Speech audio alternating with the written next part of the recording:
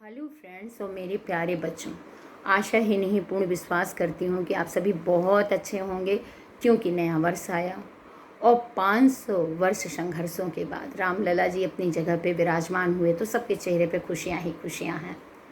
और आशा ये भी करती हूँ, उम्मीद कि आपने सब ने अपने उम्मीद के दिए को जलाए रखा होगा।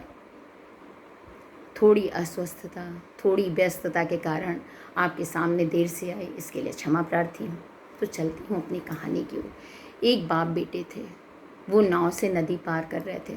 अचानक नदी में खूब तूफान आ गया और उनकी नाव डगमगाने लगी। बाप को बड़ी चिंता हुई कि कैसे अपने और अपने बच्चे के प्राण बचाएं। उसने भगवान से प्रार्थना की, प्रभु इस मुसीबत से बचने का मुझे कोई रास्ता दिखाओ। अचानक उसकी निगाह एक टापू पर गई और उसने अपनी नाव को जैसे तैसे घुमाया, उस टापू पर पहुंचा तो वहाँ जो दो छोटे छोटे टापू थे। उसने कहा, बेटा एक पे तुम चढ़ जाओ, एक पे मैं, और भगवान से प्रार्थना करते हैं कि मुझे कोई रास्ता दिखा दे जिससे मैं इस मुसीबत से बाहर निकल जाऊँ। दोनों प्रार्थना करने लगे। बच्चे ने आंखें बंद करी और बच्चे ने कहा कि प्रभु इस मुसीबत में फंसा दी, मैं बहुत भूखा हूँ, काश इस पर कोई खाने की चीज़ होती तो मैं खा लेता, मुझे भूख बहुत लगी है। अचानक जब उसने आंखें खोली तो देखा एक वृक्ष जिसमें तरह तरह के फल लगे हुए थे। बड़ा खुश हुआ। उसने भगवान को धन्यवाद दिया कि या प्रभु आपने मेरी एक बार में प्रार्थना स्वीकार कर ली, और वो उन फलों को तोड़ा और खा लिया। बड़ा खुश हुआ। इसके बाद उसने आंखें बंद करी। उसने कहा, इस निर्जन स्थान में मेरा दम घुट रहा है, कोई ऐसी व्यवस्था कर लो जिससे मैं अकेलापन न महसूस करूं। जब उसने आंखें खोली तो एक सुंदर छोटी सी झोपड़ी और उसके सामने एक लड़की खड़ी थी। उसने जब आंखें देखा तो बड़ा खुश हुआ। फिर उसने भगवान को धन्यवाद दिया और उसने कहा, उस लड़की के पास जाकर बैठा, बातें करने लगा। बड़ा खुश हुआ। फिर उसने भगवान आंखें बंद करी और भगवान से प्रार्थना किया कि प्रभु आपने जब इतनी मेरी इच्छा पूरी कर दी तो आप मेरी एक और इच्छा पूरी कर दो, एक नाव की व्यवस्था कर दो जिससे मैं इस निर्जन स्थान से निकल जाऊं और इस खूबसूरत दुनिया में पहुंच जाऊं। जब उसने आंखें खोली तो एक सामने नाव थी। वो जल्दी जल्दी उस लड़की का हाथ पकड़ा और नाव में बैठ गया और जाने लगा। जैसे ही बीच में वो पहुंचता है तभी आकाशवाणी होती है। बहुत तेज़ तेज़ बादल गरजते हैं, आवाज़ आने लगती है। ऊपर देखा तो आवाज़ आई कि अकेले अकेले जा रहे हो, अपने पिता को साथ नहीं ले जाओगे। तो उसने कहा, उनके कर्म ही ऐसे थे, वो मुझसे उम्र में 2 गुने से ज़्यादा हैं, पर भगवान ने उनकी एक भी प्रार्थना नहीं सुनी। मैंने जो जो मांगा वो मिल गया, तो उन्हें उनके कर्मों की सज़ा मिल रही है। ऊपर से भगवान की एक छवि दिखाई दी।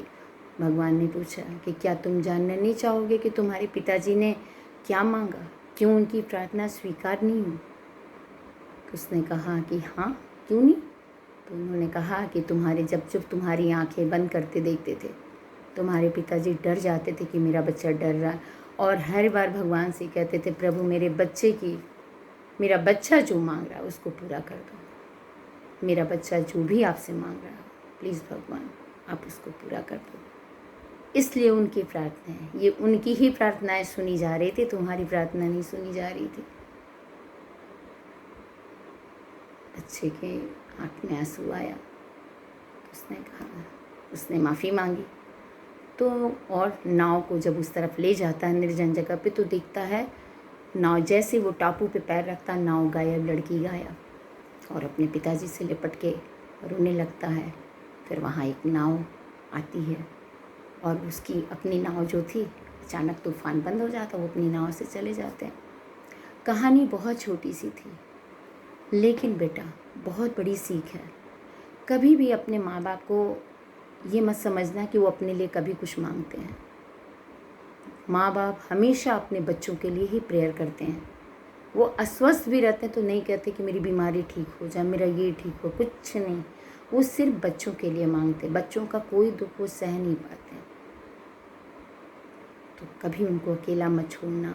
और आपकी सफलताएं आपके टैलेंट के बल पर होती है, आपके स्किल के बल पर होती है, आप उनके बल पे आगे बढ़ते हैं। लेकिन कभी ये मत सोचना कि आप सिर्फ अपने ही टैलेंट स्किल पे आगे बढ़ते हैं। उसमें उनकी दुआएं होती हैं, उनकी प्रार्थनाएं होती। वो सब्जेक्ट से अनभिज्ञ रहते हैं, उसकी ABCD भी नहीं जानते, ऐसी सी शिक्षाएं बच्चे ले लेते हैं। लेकिन वो दिन रात भगवान के सामने प्रार्थना करते मेरा बच्चा सफल हो जाए, वो जिस चीज़ की तैयारी कर रहा सफल हो जाए। तो आपकी सफलता में उनकी प्रार्थनाएं होती हैं। तो इसलिए कभी भी ये मत सोचना कि मेरी सफलता में सिर्फ मेरा स्किल, मेरा टैलेंट ही काम आ रहा है। आपकी सफलता में उनकी प्रार्थनाएं, उनका संघर्ष, उनकी मेहनत सभी काम कर रहे हैं और आप उनकी आखिरी उम्मीद हो। तो जब भी बेटा आखिरी उम्मीद से मेरी ये अपने बच्चों से, जो बच्चे हमसे जुड़े, मेरी करबद्ध निवेदन है कि बेटा जब वो आखिरी उम्मीद से आपकी तरफ देखें तो आप हमेशा उनको उनके सामने खड़े मिलना और सिर्फ एक शब्द कहना कि मैं हूँ ना। आप देखिएगा वो सारे दुख भूल जाएंगे, सारे कष्ट उनके दूर हो जाएंगे और वो हंसते हुए संसार से विदा होंगे। और जब वो ऊपर हंसते रहेंगे हमेशा, तो आप भी जीवन में हमेशा हंसते रहोगे, हमेशा मुस्कुराते रहोगे और वो देख के वहाँ खुश रहेंगे, आप यहाँ खुश रहोगे। तो मेरे प्यारे बच्चों, कभी भी मत सोचना कि हम सिर्फ अपने दम पे बड़े हुए, अपने दम पे सफल हुए, नहीं, वो उनकी प्रार्थनाएं हैं जो आपको ऊंचाइयों तक ले जाती हैं। तो आशा ही नहीं, पूरी उम्मीद करती हूँ कि मेरे बच्चे ये ज़रूर करेंगे, माँ बाप को कभी अकेला नहीं छोड़ेंगे और वो हमेशा जब जब उनको उनकी ज़रूरत होगी वो उनको सामने खड़े मिलेंगे।